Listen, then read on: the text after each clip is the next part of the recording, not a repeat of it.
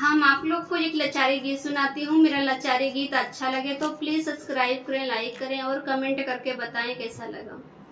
तोरी लेकर ला पाती लिखिला वियोग जी, पूरी कमाई राजा हमारा के दिहा जी,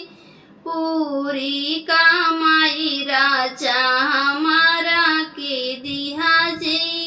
पूरी कमाई धन तोहरा के देबै जी, अपने नहीं हरे धाना कबहू ना जाऊ जी, अपने नहीं हरे धाना कबहू ना जाऊ जी,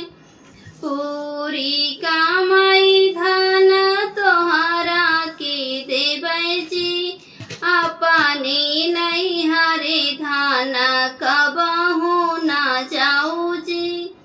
अपने नहीं हरे पिया कबहू ना जाबै जी, अपनी बहिनिया पिया कबहू ना आना जी, अपनी बहिनिया पिया कबहू ना आना जी, अपनी बहिनिया धन कबो ना भूलैबै जी, पड़ला भयनवा के बियाहवा में जाबै जी, पड़ला भयनवा के बियाहवा में जाबै जी, तोरे लेकर ला पाती लिखिला वियोग जी, पूरी कमाई राजा हमारा के दिहा जी,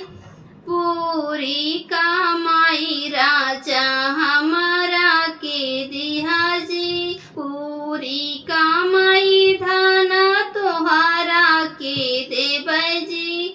अपने नहीं हरे धाना कबहू ना जाऊ जी,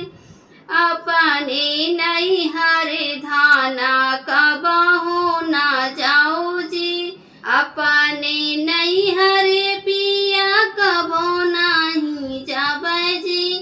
पड़ला भतीजवा के बियाहवा में जाबै जी, पड़ला भतीजवा के बियाहवा में जाबै जी, तोरे लेकर ला पाती लिखिला वियोग जी,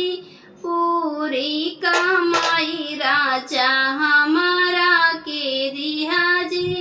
पूरी कमाई राजा हमारा के दिहा जी। मेरा लाचारी गीत अच्छा लगा हो तो प्लीज सब्सक्राइब करें, लाइक करें और कमेंट करके बताएं कैसा लगा।